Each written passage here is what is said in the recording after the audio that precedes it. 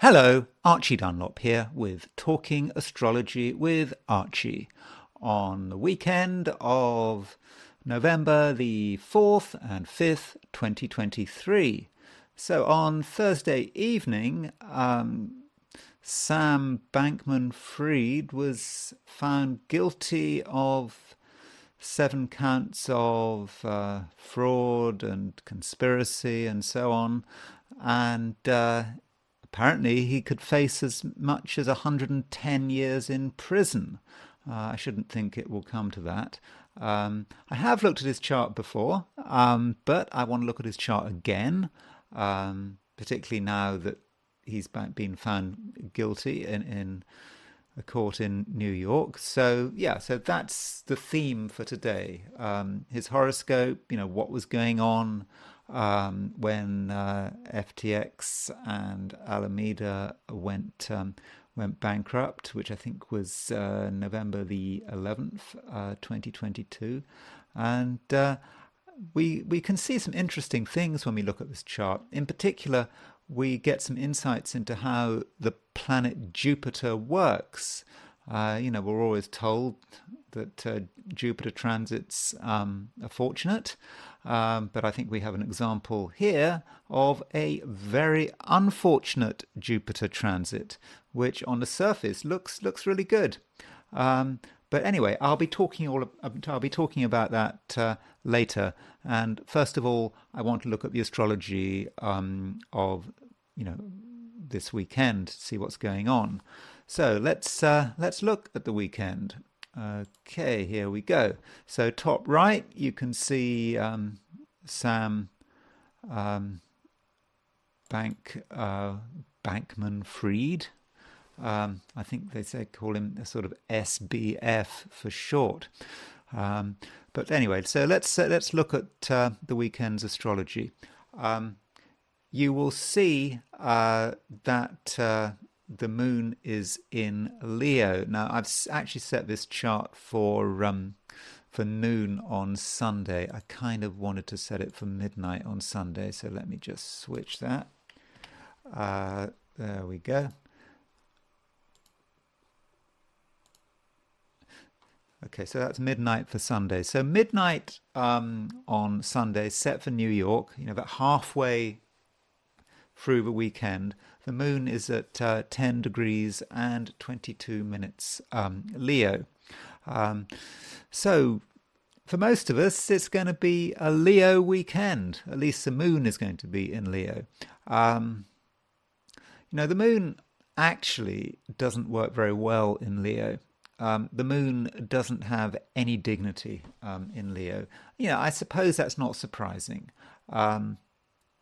Leo is a very fiery sign, whereas the moon is quite a sort of gentle planet or satellite. I mean, I call it a planet. It's receptive, it's feminine, it's nocturnal, and so being in Leo, it just doesn't work too well. Nonetheless, Moon in Leo wants attention, but it doesn't always get what it wants. So there could be a certain vulnerability this weekend. If we're at sort of parties and so forth, and we want attention, we might, we want it, but we're a bit afraid, and we don't know how people are going to respond. So yeah. Fragile egos, that might be one way of looking at the moon in Leo. But still, moon is in a fire sign, provides a bit of excitement. We've just had the moon in Scorpio. We've had loads of planets in water signs when you had the moon. Sorry, not Scorpio, Cancer. When we had the moon in Cancer. Loads of water, moon in Cancer, sun in Scorpio, Mars in Scorpio, Mercury in Scorpio, and then moon moving from Cancer to Scorpio provides a little bit of relief, provides a bit of fire and positivity in the chart. because the positive signs, the positive elements, air and air and fire, and so when the moon was in Cancer, there's a time where we had no planets in fire or air signs, and that's just a bit too much. So now we've got the moon in Leo. That does provide a bit of positivity, a bit of excitement, a bit of enthusiasm.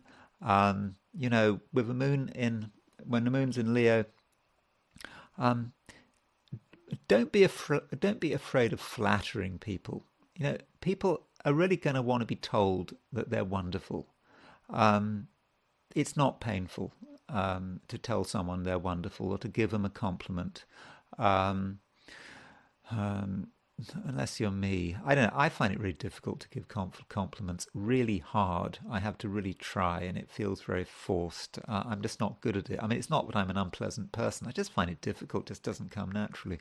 But yeah, I think all of us, me included, have to make a special effort to pay people compliments, because they will really appreciate it, and you'll be making their life just that little bit better. So that's the moon in Leo. But there is a problem with the moon in Leo, is that this weekend you can see that the moon in Leo makes square aspects to the Sun, to Mars and Mercury. That Moon-Mars square is particularly difficult. You kind of feel a bit sorry for the poor moon in Leo having to make a square to Mars in Scorpio. Mars is very strong in Scorpio. Mars is in its own sign in Scorpio. That is about it's about arguments. It's about being shouted at. Someone being really convinced that they're right about something. And moon in Leo, Mars in Scorpio, they're in fixed signs. So some people are going to be quite headstrong. They won't be told. They're not going to back down. And so for our part, we probably need to make a special effort to be reasonable. And of course, it's not just a square to these Scorpio planets. The moon is also making a square to Jupiter. So you've kind of got a grand cross. You've got Sun opposition. You've got Sun opposition Jupiter, then you've got Moon square Jupiter, Moon square Sun. So it's very difficult to compromise this weekend. We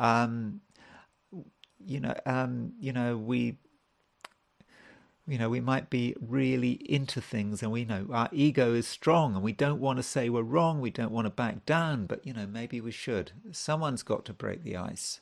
Maybe it can be us. Someone's got to, or rather, break the deadlock.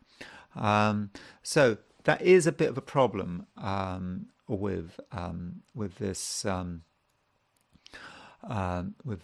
moon in Leo square Mars, square Jupiter, square the Sun, square Mercury. So that we need to take that into account. Another thing going on this weekend is that Mars is quintile Pluto. Mars is quintile Pluto. So a quintile is a 72-degree aspect. 72 degrees is 1/5 of the circle. So it's about fiveness. There you are, Mars, quintile Pluto. So what's the number 5 about? It's been said that the number 5 is a very man-made number. At least when I was learning astrology and studying harmonics, I seem to remember that about 5, and it's often connected with style. So Mars quintile Pluto, it's adopting a particular style, a Mars-Pluto style, the kind of style about being very powerful, being very intense. So if you see powerful, intense people today, or over the weekend, who are really sort of into their power, it might be a bit of an act. If you scratch the surface, it might not be real. And the people who who are trying to really show how powerful they are, might in their own way be quite weak. So yes, so consider the stylistic aspect of this, and this particularly with this Mars-Pluto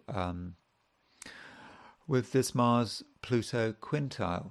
Now, probably the most important event this weekend is Saturn going stationary direct. So Saturn has been going retrograde for some months. I think it went retrograde off the top of my head. I don't know, was it around 6-7 Virgo? Got as far, 6-7 Pisces. Got as far as that, and then it started going backwards. And it's going backwards, almost going back into Aquarius, but not quite. It comes to a standstill this weekend at 031 Pisces, and it doesn't go any further back. Now, I've already discussed Saturn in Pisces in terms of two organizations that I believe it might hit,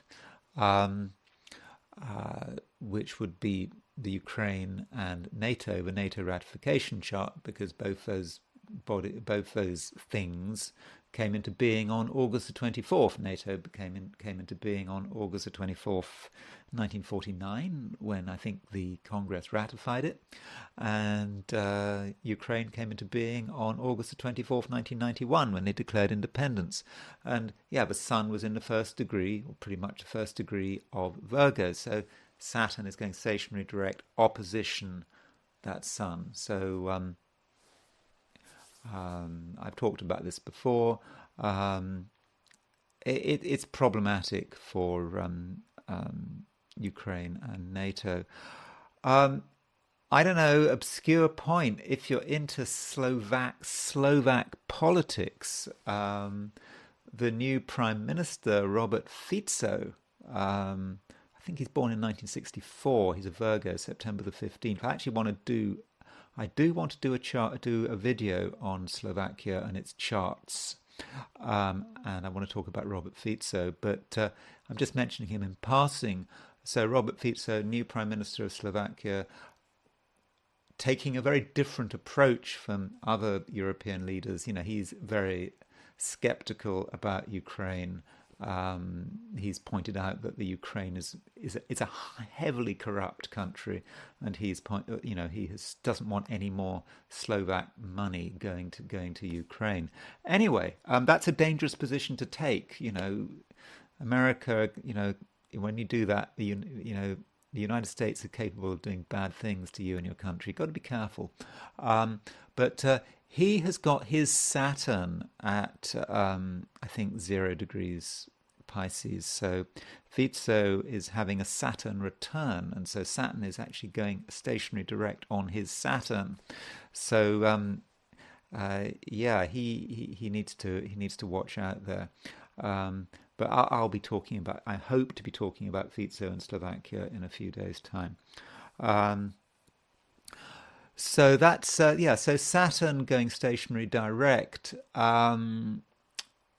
is, if you are a Capricorn or you are an Aquarius, it's those two signs ruled by Saturn.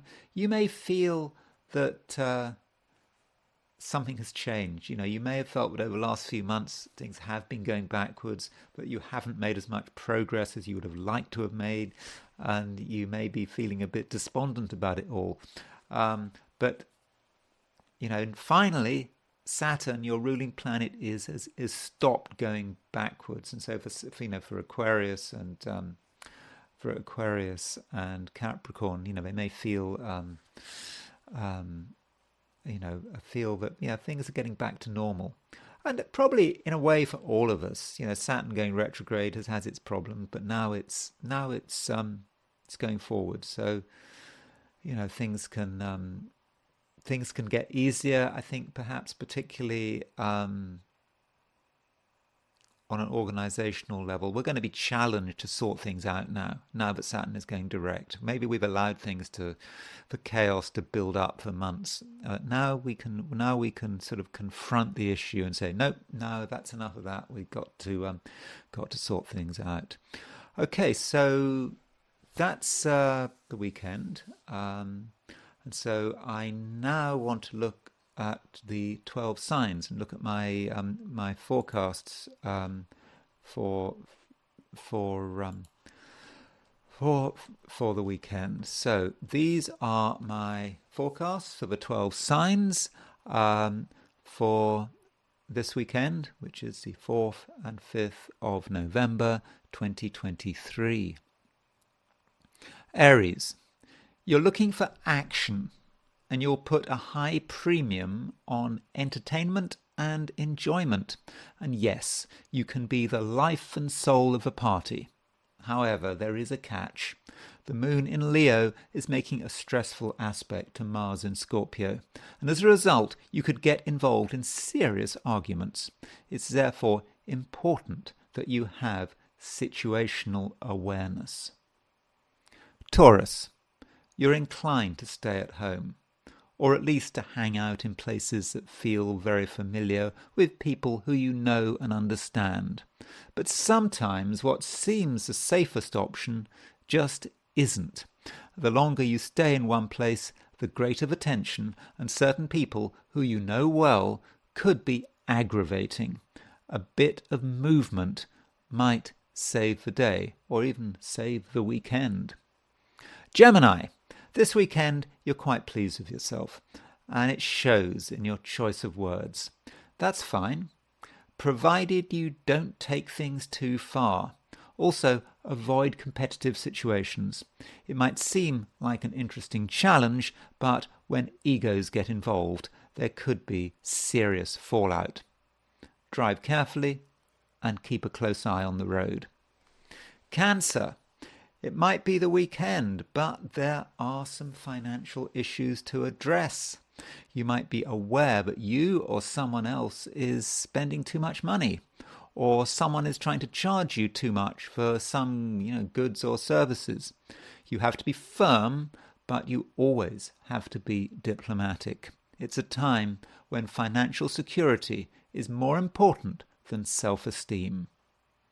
Leo, the moon is moving through Leo, your star sign. You have a strong sense of self, and you want to be the center of attention, which is fine, provided that you understand the impact you're having on other people. And some people, perhaps your family, may question your authority. But there's no need to be offended. Virgo, it's a situation where if you leave everything alone, then in all probability it will turn out fine. So there's probably no need to stress yourself out. However, if you start intervening and interfering, the problems could start. Natural processes will become complicated and everything will take so much longer. Try not to overthink the situation. Libra. Librans tend to be very sociable, and this weekend you'll be meeting lots of other people.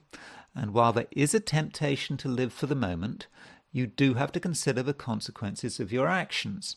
For example, you might find yourself spending too much money on entertainment and maybe eating out.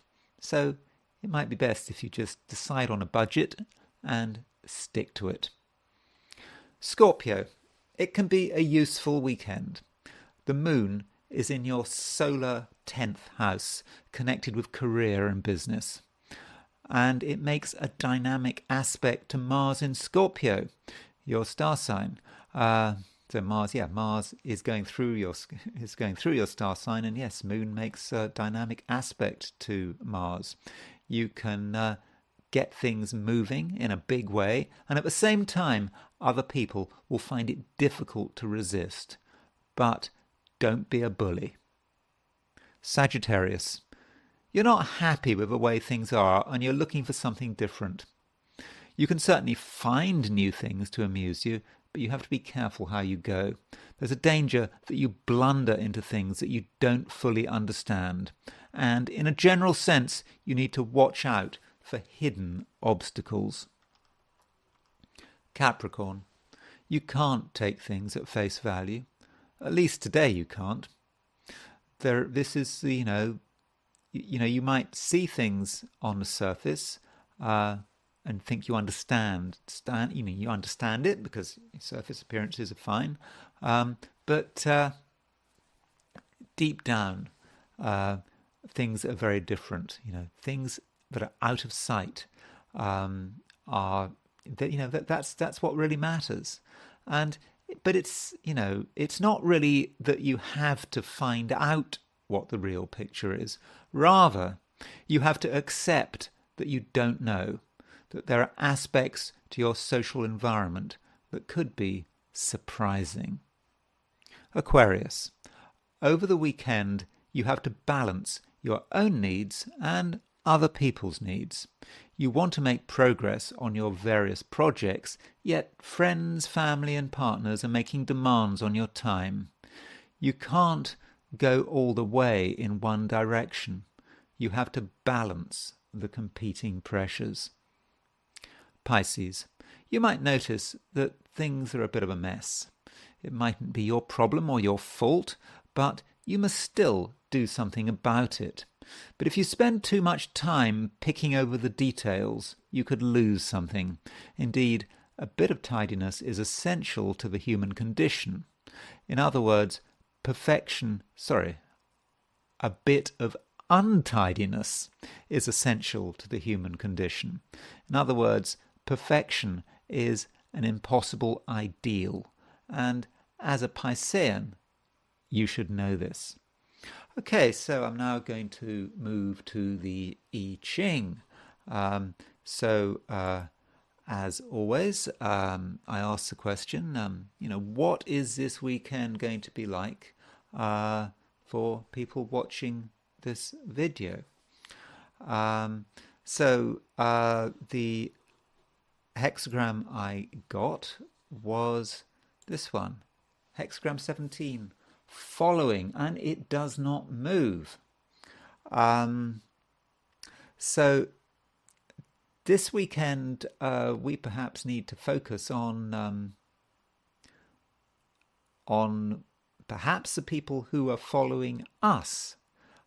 Maybe we have followers, and they are going to be attracted to us because of who we are. Because we know what we're talking about, we're trustworthy and so forth. But we can never take a following for granted. In order to get a following, we need to be tuned to the times in which we live. And it's actually quite difficult to stay in tune with the times in which we live. And so we're going to have to constantly change. And the Wilhelm translation of I Ching does talk about retreat. I mean, not retreat in a negative sense, but having to move into our own territory, our own space, particularly at night. I mean, not literally at night, but in the night we sort of withdraw and we kind of work out what's going on. We can quietly attune into the world around us. And by doing that, we make ourselves more appealing, and we can attract followers by being in accord with the times in which we live. An alternative view of this hexagram that Greg Winkup took is that he didn't describe this as the following. He described it as a hunt. And he took the view that we can chase things down. We are involved in some kind of hunt. Now, I don't mean that in a dangerous bullying kind of way. There are things we need to look for, because if we find them, we can make people happy. I mean, from the I Ching perspective, everything is Confucian. Everything is in a sort of Confucian hierarchy, and he talks about making the king happy. So if we've got superiors, I don't know, particularly if we're working over the weekend or involved in business over the weekend, there's something we're looking for, and someone is going to be really happy if we find it. So if you're trying to impress your king or maybe your boss or whatever, there's something you can track down over the weekend, which will really be useful and will be a big boost to your reputation. Okay, so that's the I Ching. It's a locked hexagram. I mean, when you've got a locked hexagram, when you've got a hexagram that doesn't move anywhere, it's kind of suggesting maybe, but not a great deal is going to happen. There's a lot of potential here, but are we actually going to be able to see it through? The answer, maybe not, unless we make a real effort. So do you want to make the effort? But still, it's a good time for consolidating our position, and in terms of our social life and our friends, other people in general, we can demonstrate our trustworthiness and take steps to solidify the various relationships we're involved in. Okay, so now I want to switch to the horoscope of Sam Bankman-Fried, who has just been found guilty on 7 charges of, I think, fraud and conspiracy. I don't know the full details, but the companies he involved with, they were dealing with, they were taking huge amount of client money. I think they were supposed to be buying Bitcoin with it, but they weren't buying Bitcoin with it. I think they were investing it elsewhere, and so it was it was a disaster for many investors who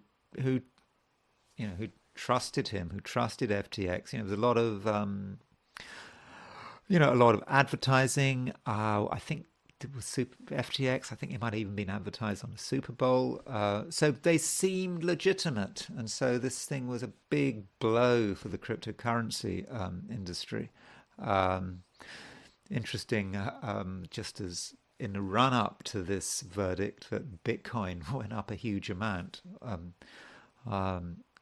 It's I don't know about a huge amount, but it certainly went up quite a lot in the run up to this. I don't know whether that's probably a complete coincidence. Okay, so looking at the chart. So here is Sam Bankman-Fried's chart. So what stands out? Well, what stands out to me, first thing is a lot of planets are above the horizon. Here is the horizon here. It's a very top-heavy chart. All things being equal, it's better to have the planets at the bottom of the chart rather than at the top of the chart. Top-heavy. There's a lack of grounding there. Yeah, I know he has some planets in Earth. Particularly he has Jupiter in Virgo. But there is a lack of grounding. There's too much emphasis there on the world, being seen in public, interacting with famous people, which is of course what he did. He made a lot of money, and he took this money. I suppose some of it was client money, and he contributed to the Democrat Party and the Biden campaign. I think he was he the second largest donor in the 2022 election campaigns. In the 2022 election, that would be for Congress, not obviously the presidential election was in 2020. So he was just using his money, ingratiating himself with politicians. So that might say something about all of this grounding and this lack of grounding. It's all about image. It's all about what you look like with all of this stuff above the horizon. So that's one view of it. Now, there are two. Well, there are there are a few conjunctions here. I mean, he was born on a new moon. Just after a new moon, moon was waxing. Sun and moon in Pisces, slippery Pisces. Pisces. Pisces, goes where the wind blows, or where the it's like Pisces is a fish. It just gets buffeted one way or the other, and so forth. So major Pisces there, yes, Pisces can be very deceptive. At their worst, but also you've got this fantasy here with Pisces, but all this charitable stuff, all of this sort of altruism. He was giving a lot of his salary to charity. It was all about charity. I mean, so generous that he was even prepared to give client money to the Democrats. I mean, that's wonderful. So that's a sort of Piscean thing to do. Pisces can be generous, and it just keeps going, and just that's the spirit of what we're in. This business people making the world a better place. That's a very Pisces thing. I think he was quite into vaxing. I mean, I don't have a problem with vaxing, but I know a lot of you do, and I think he was supporting the sort of vaccination campaigns and protecting the world from pandemics. And yeah, generous Pisces, giving out a lot of money. Not all of it was his money. In fact, most of it wasn't. So maybe that's Pisces. Fixed stars. I haven't really talked much about fixed stars in the videos I've been doing. I mean, I don't really go on about fixed stars. But there is a fixed star, that this moon is on a fixed star. And the fixed star it is on is Skeet. And Skeet is quite unpleasant. It's often associated with shipwrecks and disasters. So with his moon on Skeet, here is someone who could potentially be associated with shipwrecks and disasters. As it happened, FTX was a shipwreck. What he got involved in turned into a shipwreck. So that kind of fits. So I think the malefic potential of Skeet was certainly working out there. We also see he's got a Mars-Saturn conjunction. That seems a bit psychological, quite a close Mars-Saturn conjunction in Aquarius.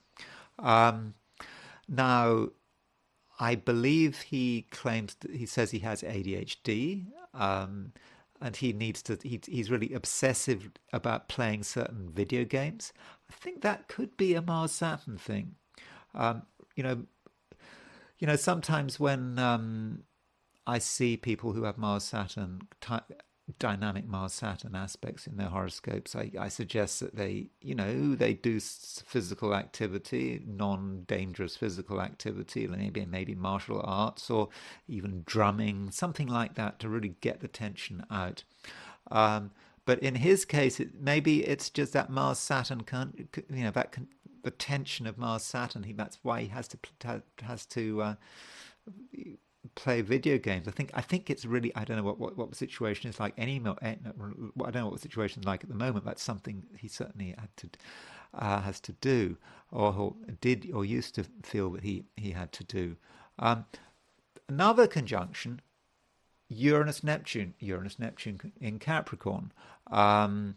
So there was a big Uranus-Neptune conjunction, when he was born, in the early 1990s. Reinhold Ebertin says about Uranus-Neptune is the elimination of a waking consciousness. Do you want someone controlling your money or responsible for your money who has a Uranus-Neptune conjunction? The elimination of a waking consciousness. You have got to be very awake if you're dealing with other people's money. indeed your own money as well. Elimination of a waking consciousness. It's just quite possible he really didn't know what was going on with his company. I know he's a bit of a hate figure, but I don't know, with that Sun Moon in Pisces and that Uranus Neptune conjunction, I'm just thinking maybe he just didn't really get it. Maybe at some level he didn't see it. I think that is quite possible. Now, something very interesting about his chart is that the Saturn-Mars, the Mars-Saturn midpoint is at 13 degrees 3 Aquarius, and the Uranus-Neptune midpoint is at 17 degrees 45 Capricorn. Okay, now you've got these two midpoints, the center of the Mars-Saturn conjunction, the center of the Uranus-Neptune conjunction. And then you can actually get a midpoint of a midpoint. So the midpoint of the two was actually at 0 degrees 48 Aquarius. And so it's there. In other words, the Sun is at 15 degrees 25 minutes Pisces. So the Sun is exactly semi-square the grand midpoint involving the Mars-Saturn conjunction and the Uranus-Neptune conjunction. So the Sun, through midpoints, pins these two conjunctions together. Let me show you what I mean using a 90-degree dial. So, this is when we fit all the planets onto a wheel, just having cardinal, fixed, mutable. So let's let me just show you what I mean. So let's just move the pointer to the Sun. And there you go. There's the Sun, and you can see that there's a lot of symmetry here, down here. So you can see there's the Mars-Saturn conjunction. There's the Uranus-Neptune conjunction. And then this, and so the Sun has exact symmetry on this dial. On this 90-degree dial, the Sun has exact symmetry. So the Sun brings the Uranus-Neptune conjunction together with the Mars-Saturn conjunction. And so the Sun is how he expresses himself. The Sun is about his identity. Remember, it's Sun in Pisces as well. So this Mars-Saturn is kind of resolved, Mars-Saturn, elimination of, the frustration of Mars-Saturn, the sort of the chaos of a Uranus-Neptune conjunction. It's all brought together with the Sun. And so I think that's really dangerous. But that tells us how his Sun is working. That Sun in Pisces. That Sun in Pisces is a complete mess when you actually look at it from a midpoint perspective. Someone who is sort of dissolving his frustrations in something bigger than himself, and in the process getting completely confused by it, whether it's charity, his gaming, and then when it comes to the financial aspect of FTX and Alameda, just complete chaos. And I think that's really important. That's Sun.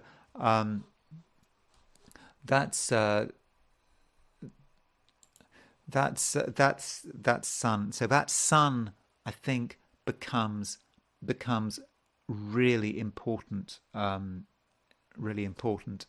his chart.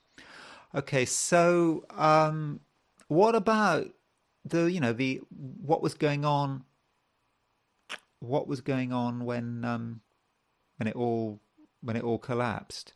Okay, we know the date of the verdict in the trial. But what about when FTX and Alameda collapsed? So let's just look at the solar return before the collapse of FTX. So remember, the bankruptcy was in sort of November the 11th, 2022. So this is his solar return, set for March the 5th, 2022. It would have been very easy to mess this solar return up. because, the solar return is about the sun. And, you can see that his sun is exactly conjunct Jupiter. It would be easier to have said, well, that's great. Jupiter in Pisces. Jupiter rules Pisces.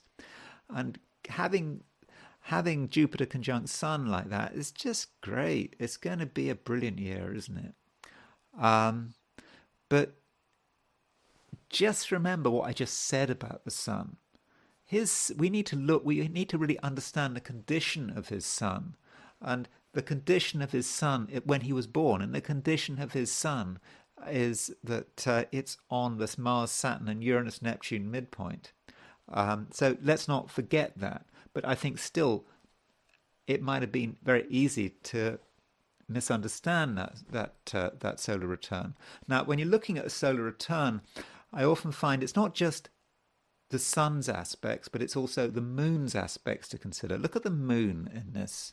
The moon's 26 Aries, but the moon is making squares to Pluto, Venus, and Mars. So there might be a hint there that there's a problem. Moon square Pluto, moon square, Venus and Mars. Yeah, definite issue there. That is something to watch out for. And going back to the sun, yes, the sun is conjunct Jupiter. It's also conjunct Neptune. And what you can do with solar returns is a very, very approximate thing, is to actually do a symbolic measure. You see, he's got his sun at 15 Pisces, Neptune at 22 Pisces, so they're kind of 7 degrees apart. So you might say 7 degrees, maybe 7 months. So if you count 7 months from March the 5th, you get April, May, June, July, August. You get October the 5th. Okay, it's October where you might think, hold on, there's going to be some Neptunian event in October 2022. Okay, he might have started to see that things were collapsing in October for all I know, but okay, it was a month out. But it kind of hints that maybe the autumn would be the time to have looked for to have been looking for a problem. So I think if you look at that solar return, certainly with hindsight, it's always with hindsight, you can get some idea of what might have been going on and some of the problems that might have been going on. Now, as far as the transits for November the 11th, now that was when I think the way it worked is that the head of the cryptocurrency exchange, I think he's called CZ or CZ if you're using British English. CZ, however you want to pronounce it. He put out a tweet, I think on November the 10th, I believe saying that Binance wasn't going to support a particular coin that was associated with FTX. And that just, as a result of that tweet, everything started to collapse, and the next day FTX and Alameda were bankrupt.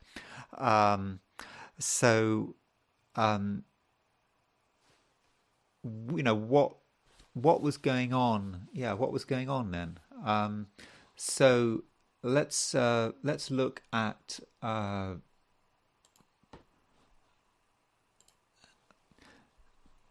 his chart. There is his chart. His on the outer wheel, that's November the 11th. I haven't gone for any particular time on November the 11th, 2022, but this was the day of the bankruptcy of FTX and Alameda. In a wheel, we've got Sam Bankman-Fried's chart. And now, what is completely fascinating about this chart is the position of Jupiter. Now, I said right at the beginning of this video that there's something surprising about Jupiter. Jupiter is exactly conjunct his moon. Now, transiting Jupiter on the moon traditionally is great.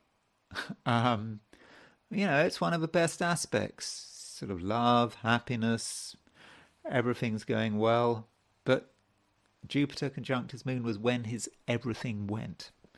It's when when the whole thing collapsed. So how do we explain that? Well, I think we simply say that, okay, you could say, well, his moon was on Skeet. Skeet is about moon on Skeet, disaster, shipwreck. So Jupiter conjunct moon allowed the whole thing to pop. That was it. And Jupiter is often about popping bubbles. It just happens. That can be Jupiter's role. And it's just a warning. I think there's a warning there about looking at Jupiter and being too optimistic about Jupiter.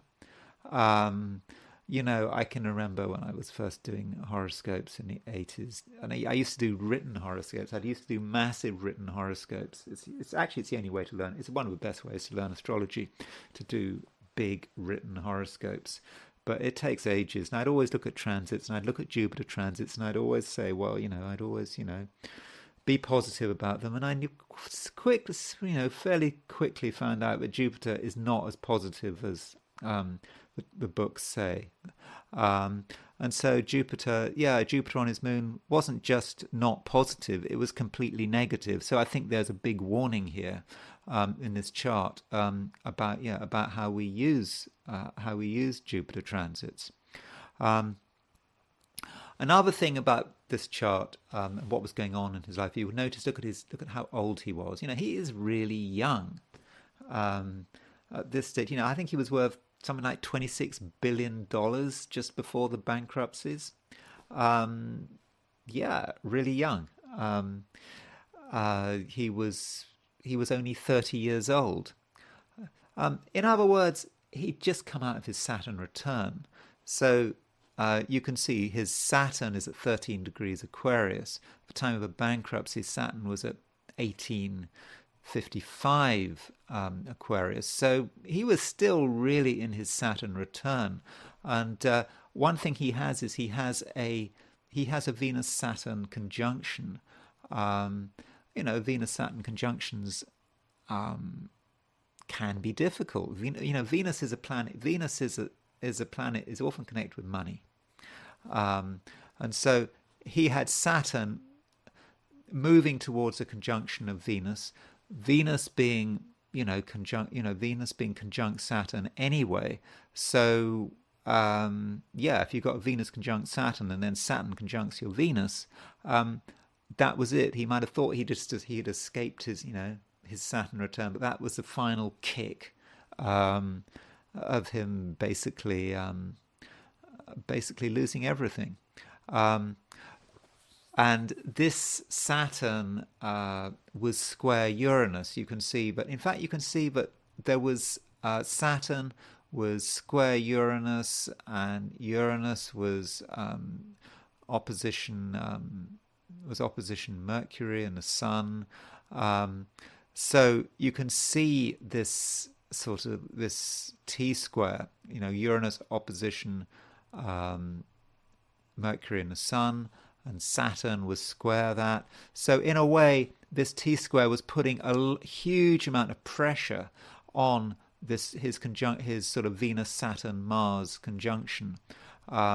So yeah, a lot of pressure there. It's not okay. There wasn't any sort of exact aspect, but if you look at Uranus, Uranus would have been square his Venus-Saturn midpoint.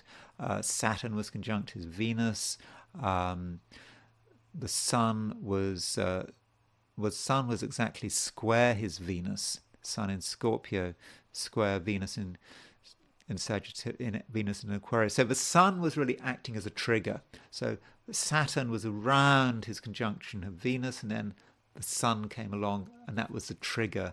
That was the moment when the whole thing blew up. So I think the transits of Sam Bankman-Fried on this day are really, really interesting, and I think really, really important. I think more interesting from the transits when he was convicted in court. You can see that his conviction. Where's his conviction gone? The verdict, when a jury found him guilty, when that was the announcement.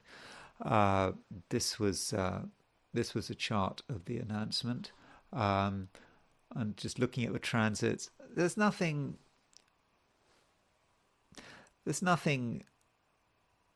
particularly amazing there, but it's the same time of year. As in 2022, we still have a Sun, Mars, Mercury conjunction again. So Mercury is sort of making a square to Venus. Mars has just passed a square to Saturn. Sun is moving to a square of Mars.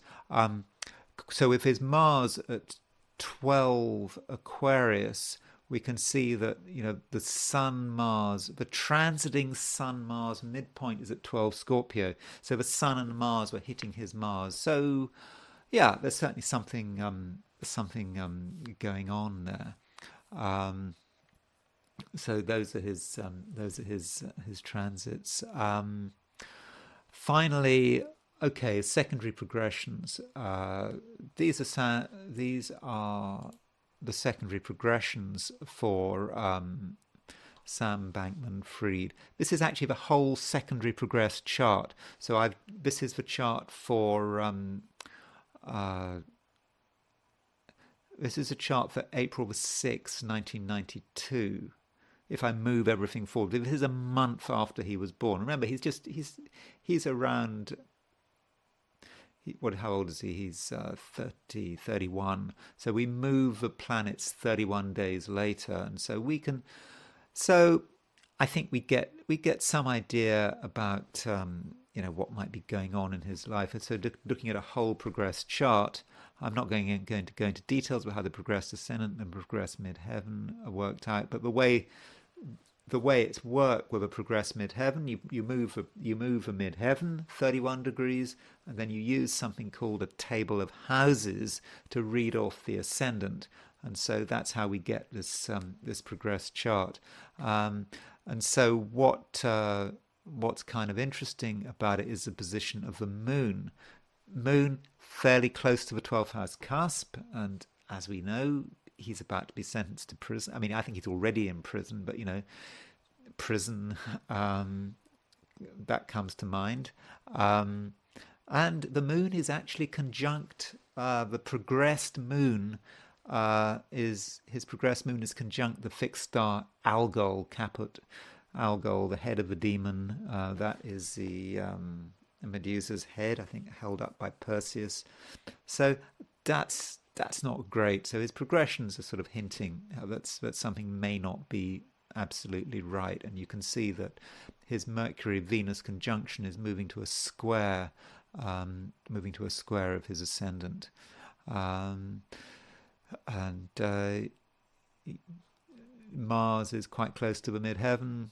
That's Jupiter's close to the IC.